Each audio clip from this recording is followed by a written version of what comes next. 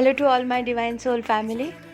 कुछ सिस्टर्स ने रिक्वेस्ट किया था कि आप अपने एक्सपीरियंस शेयर करें ट्विन फ्लेम जर्नी के बारे में, आपका खुद का एक्सपीरियंस। हालांकि मैंने बहुत सारे वीडियोस बनाया है और इसमें एक्सपीरियंसेस शेयर ही किया है, फिर भी न्यू व्यूअर्स के लिए, न्यू सिस्टर्स के लिए मैं कुछ छोटी छोटी बारीक बातें जो मेरे एक्सपीरियंस के दौरान मुझे मिली है और मैं जिस स्टेज से जिस स्टेज तक पहुंची आज थोड़ी सी आप सबके साथ शेयर करूंगी, ताकि आप सबको भी आइडिया हो जाए कि कैसे कैसे स्टेजेस से हम गुज़रते हैं और किस तरीके के सोच हमारे आते हैं और कैसे कैसे सिचुएशन धीरे धीरे चेंज हो जाती है, शिफ्ट हो जाती है, बदलाव आती है।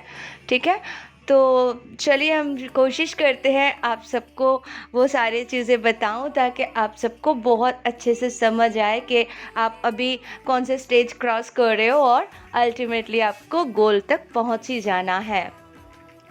तो मेरी बिगिनिंग जब मेरे डीएम के साथ मेरी सेपरेशन पीरियड चल रहे थे, नो कांटेक्ट जोन, कुछ भी पता नहीं था उनके बारे में। एंड वो मुझे ब्लॉक भी कर रखे थे क्योंकि ऑलरेडी मैरिड थे और कभी कुछ मैं मैसेज कर दूं कोई और पढ़ ले, पता नहीं कुछ भी ऐसी सिचुएशन था, बिन बोले ही उन्होंने मुझे ब्लॉक कर रखा था। तो मैं भी कुछ मैसेज तो नहीं कर पाती थी और ज़रूरत भी नहीं पड़ता था, मुझे फील भी नहीं होता था, बिकॉज़ दुनिया में अगर सबसे ज़्यादा नफ़रत किसी से करते हो तो उस वक्त मैं उन्हीं से करती थी। हालांकि फाइनेंशियली तब भी वो मुझे सपोर्ट कर देते थे, अगर मुझे ज़रूरत पड़ती थी, भाया फ्रेंड मैं बात कर लेती थी तो वो कर देते थे, लेकिन डायरेक्ट हमारी कोई कांटेक्ट नहीं था। फिर मैंने एक दूसरा फ़ोन लिया, नया फ़ोन लिया, और मुझे पता नहीं क्यों लगा कि क्यों नहीं बात करेंगे, तो मैंने उनको टेक्स्ट किया कि आप मुझे ब्लॉक करके क्यों रखते हो, आपको क्या प्रॉब्लम है, और मैं आपके दोस्त हूँ, बात क्यों नहीं करेंगे, बात तो कर सकते हैं। तो वो हंस के बोले नहीं ऐसे ही बस हो गया था, ऐसा कुछ नहीं है। मैंने बोला ओके। फिर एक दिन मैं उनको मैसेज करती हूँ और जब भी मैं उनको मैसेज करने जाती हूँ, पता नहीं मेरे आँख के अंदर इतनी पेन होती थी और कुछ भी उनका टेक्स्ट आता था तो मेरे को बहुत रोना आता था। मुझे समझ में नहीं आ रहा था, ये जो नो कांटेक्ट जोन है उसमें बता रही हूँ 5 साल में, जैसे 5 महीने में, 6 महीने में, 1 साल में एक बार कनेक्शन बन जाती थी, तब की बात कर रही हूँ। तो उसके बाद मैं सोचती थी, मैं जब ये मुझे कुछ लिखते हैं तो मैं इतने भयानक पीड़ादायक आंसू क्यों आते हैं, मुझे समझ में नहीं आता था और जैसे दिल रोने लगते हैं। तो मैं समझ नहीं पाती थी, जो भी बातचीत होती थी कुछ काम के पूछती थी कि मुझे क्या करना चाहिए, अभी ये काम आया है थोड़ा हेल्प कर दे एंड ऑल, तो बताते थे। तो इस तरीके से हमारे सिचुएशन चलने लगे। बाद में जब मुझे पता चला कि वो बहुत भयानक क्राइसिस में है, तो मैं उनसे मिलने गई और जब मुझे डिवाइन के द्वारा पूरी तरीके से पता चला कि मैं इस जर्नी पर हूँ, ये एक विशेष जर्नी है, ये डिवाइनली गाइडेड है और यहाँ पे हमें प्योर सोल बनना है, हमें सारे गंदगी निकाल के एक न्यू वर्जन में जाना है। जो भी हमारे ट्रॉमा, जो सारे चीज़ें थे, वो सब कुछ हमें पिछले जन्म के, इस जन्म के सब कुछ भुला के फिर आगे बढ़ना है, तब जाके हमें न्यू कुछ काम कर सकते हैं, न्यू वर्जन बनना है। ये सारे वीडियोस सर्च कर करके मुझे एक्सपीरियंस तो हुआ कि ओके। फिर वो क्राइसिस में थे तो मैं उनसे मिलने भी गई, लेकिन उनके साथ जो मेरी बातचीत हुई उससे मुझे जो पता चला, उन्होंने कहा हाँ ट्विन फ्लेम जर्नी में है तो क्या करेंगे, मेरे इतने काम हैं, इतने परेशान था मैं इतने सालों से, तब कहाँ थी, आई क्यों नहीं। मैं बोले आप परेशान हो, सुना तभी आई। एंड हालांकि ये सारी चीज़ें मुझे नहीं मालूम पड़ता, डिवाइनली मुझे फोर्स नहीं होता तो मैं उनसे मिलने नहीं जाती। ठीक है, जैसे डिवाइन ने ही भेजा था तभी मैं मिलने गई। तो मैंने उनको यही बोला कि हो सकता है भगवान जी हमें भेजा है तभी मैं आई हूँ, वरना मैं आपसे इतना प्यार तो नहीं करती थी कि मैं आपके परेशानी में भाग के आऊँ। तो बोले ठीक है अब क्या। मैंने बोला कुछ नहीं, आपको काम करना है अपने ऊपर। आप बहुत ट्रॉमा ले रहे हो, बहुत फ्रस्ट्रेटेड हो रहे हो। आप ऐसे सारे लोगों को अपने आसपास बिठा चुके हो जो आपके कार्मिक्स है और आपको समझ में नहीं आ रहा है और आपको लग रहा है वही आपकी ज़िंदगी है और ये सही नहीं है। आपको चेंज करना पड़ेगा। हालांकि सारी चीज़ें अपने आप चेंज हो जाएंगे, डिवाइन ऑर्डर है, तो हो भी रहे आपके जीवन में। जो कार्मिक्स थे, अचानक से किसी का डेथ हो रहा है या तो कोई चले जा रहा है या तो आपके साथ जो भी सिचुएशन आ रहा है, तो आपको समझ में आ रहा है ये सब क्यों हो रहा है। तो ये हमारे कार्मिक्स थे और इनसे हमें दूरी बनानी पड़ेगी अभी। जब तक इनका कर्म था ये थे, और हालांकि हम एक ही आत्मा है, तो वो थोड़ी सी ट्रस्ट तो किए क्योंकि वो सिचुएशन ही ऐसा था। लेकिन फिर हंसने भी लगे, थोड़े मजाक भी उड़ाए एंड बोले नहीं नहीं, तू इतना सीरियस मत हो। तो फिर हमारे अच्छी बातचीत हुई। फिर बाद में वो थोड़ा न्यूट्रल हुए, थोड़ा स्माइल भी किए। एंड हालांकि शुरू में मुझे बहुत अजीब अजीब बातें कर रहे थे जिससे मुझे भर भर के रोना आ रहा था। तो हमारे कुछ 1.5-2 घंटे की बातचीत थी जिसमें हम शांति से आ गए घर। वो मुझसे हाथ मिलाने आए तो मैंने बोला नहीं, मुझे गले मिलना है। तो बस अपना सर झुकाए और मैं गले से लगी क्योंकि गाड़ी में बैठे थे और कुछ ही सेकंड की बात थी। ड्राइवर बाहर खड़े थे तो वो भी देख रहे थे, कोई देखे नहीं, बट एक ही बस हल्का सा एक झलक की, जस्ट गले लगी और फिर हम अलग हो गए।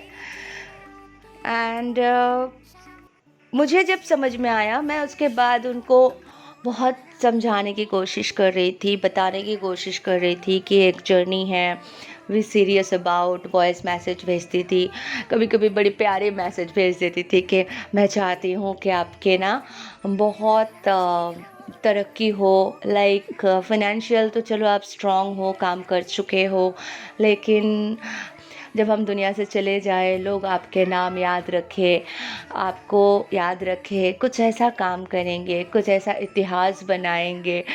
तो बड़े खुश होकर फिर वो उनका कॉल बैक आ जाता था कि अच्छा तुम ऐसे ऐसे सोच रही हो, अच्छी बात है, तुम भी कुछ अच्छा काम करो। तो बड़े प्यार से हम दोनों की बातचीत चलने लगी।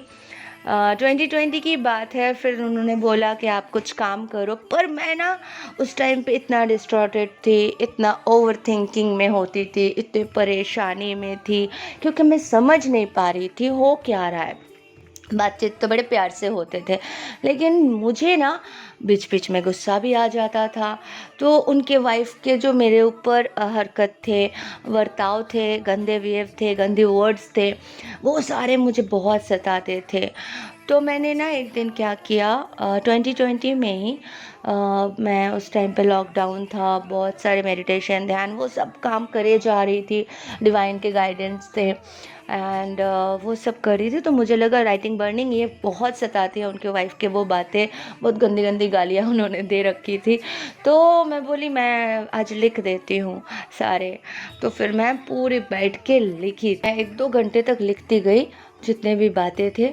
लिखने के बाद आधी डायरी तो मैंने भरा दिया एंड उसके बाद दूसरे दिन उनका कॉल आया और बोले पता है कल ना मेरी वाइफ तुमको गाली दे रही थी। तो मैंने बोला कि इतने सालों बाद उनको क्या याद आया मेरे बारे में। वही ना कि पता नहीं कुछ याद करके तुमको और मुझे दोनों को गाली दे रही थी। उन्होंने बोले कोई बात नहीं, देने दो, अब उनकी मर्ज़ी है, उनके अंदर बहुत सारे फीलिंग्स होंगे, हाँ तो उनको देने दो, कुछ नहीं कह सकते।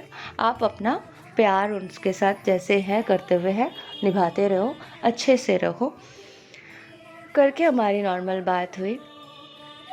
तो मुझे समझ में आया जब मेरे दिमाग से वो सारी चीज़ें निकल रही थी, जब मैं लिख रही थी कि उनके जो दिए हुए गाली जो सारे मेरे दिमाग में ना एकदम लाइट की तरह जलती बुझती रहती थी, बहुत ओवर थिंकिंग होता था, मुझे बहुत बुरा लगता था क्योंकि मैं ऐसे गाली, मतलब गुस्सा आ गया, फ्रेंड सर्कल में कभी दिए होंगे, बट इस तरह से किसी को हर्ट करने के लिए इतना भयानक गाली नहीं दिए जो वो हर्ट होके दी थी या देती थी, क्योंकि उसको अच्छा नहीं लगता था ना उसके हस्बैंड की कोई अच्छी फ्रेंड हो, बेस्ट फ्रेंड हो।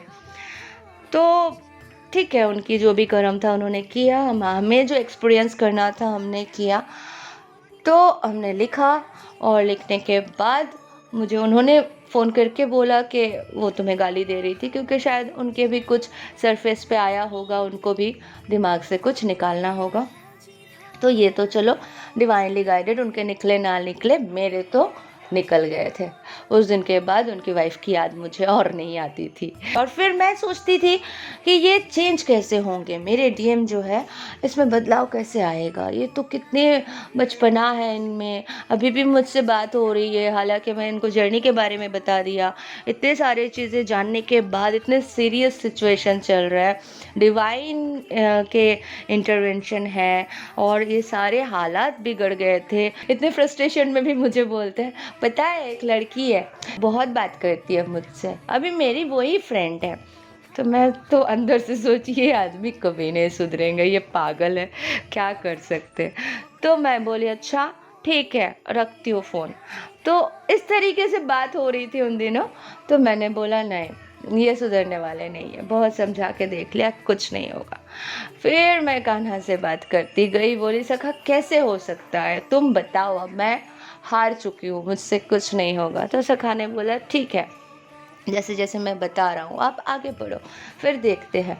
क्योंकि उस टाइम पे ये भी डिस्टॉर्टेड था, क्योंकि मैं खुद डिस्टॉर्टेड थी, मैं परेशान थी, मैं दुखी थी, एंड उस टाइम पे नॉनवेज भी पूरी तरह से छोड़ा नहीं था, तो वाइब्रेशन फ्लक्चुएट होते ही थे। तो 2020 एंड जब हुआ, फिर मेरे लाइफ में शिफ्ट आया, चेंज हुआ, शिफ्ट हुआ। फिर मैं मुंबई से पूना चली गई, पूना से फिर कलकत्ता वापस आई। तो जैसे स्थान परिवर्तन होने लगे, चेंजेस होने लगे, एंड 2021 में तो एकदम ही मुझे जैसे कुंडलिनी जागरण हो गई, और सखा ने खुद बताया कि तुम मंजिल पहुंच पाए हो 2021 में, कि तुम तो ऑलरेडी मंजिल तक पहुंच चुके हो, मतलब सहस्रार तक पहुंच चुके हो मूलाधार से। तो फिर मेरी जर्नी चलती गई, मैं जैसे जैसे और मेडिटेशन करती गई और ध्यान करती गई। फिर मैं वीडियोस स्टार्ट की, करते करते मुझे पता चला कि मैं पास आउट हुई हूँ, और फिर शांत हो गई। तो जब मैं शांत हो गई, ऐसा नहीं कि एक ही दिन में शांत हो गई, फिर 2 दिन बाद रोना आता था, फिर परेशान होती थी, फिर अशांत थी, इस तरीके से चल रहा था। तो जैसे मुझे डीएम से पता भी चल रहा था कि उनके भी वही जैसे शांत हो जाना, फील करना एकदम, उनको मैं शिव जी की तरह अंदर महसूस करना। हालांकि मैं अपने डिवाइन को भी देख पाती थी, शिव शक्ति को भी देख पाती थी, और मेरे डीएम को भी मैं अपने अंदर महसूस कर पाती थी। उन दिनों की बात है। फिर डिवाइन से कनेक्शन बनती गई, स्ट्रांगली जुड़ती गई। फिर मुझे जो फॉग मेरे दिमाग में था वो सारे क्लियर होते गए। फिर मुझे जो डाउट होता था ना कि ये सुधरेगा ना, ये समझ पाएगा ना जर्नी को, क्या ये ऐसे ही रहेंगे या बदलाव आएगा इनमें। हाँ, बदलाव तो उनमें बहुत आए। वो खुद मेडिटेशन करते हैं, वो खुद सारे चीज़ों को समझ पाए हैं। वो डायरेक्टर है, तो जो एल्बम्स वगैरह बनाते हैं उसमें पूरे ट्विन फ्लेम जर्नी को इतने अच्छे से एक्सप्लेन करते हैं कि बहुत अच्छे से समझ चुके हैं वो जर्नी को, कि मिलना और बिरहा, मिलना बिछड़ना तो एक आम बात है फिज़िकली। जो 5D कनेक्शन है वो उनके जो वीडियो एल्बम्स हैं जो वो काम कर रहे हैं उसमें वो झलक दिखता है। तो बहुत अच्छे से वो समझ चुके हैं इस जर्नी को, बहुत बदलाव आए हैं उनमें, मैच्योरिटी तो उनमें ऑलरेडी था ही, और समझदारी भी आए हैं। बाकी तो मेरे सखा है ही सब ठीक करने के लिए। तो बचकंडे हरकत और जो भी करते थे वो सखा को आता है सब सुधार देना। मैंने उनको बोल भी दिया था आप जो कर रहे हो करते रहो, मेरे सखा को आता है सबको सुधारते रहना है। तो बस इसी तरीके से हमारी जर्नी चल रही थी, चल रही है। आप सब खुश रहना और जर्नी को अच्छे से समझ जाए। Thank you so much.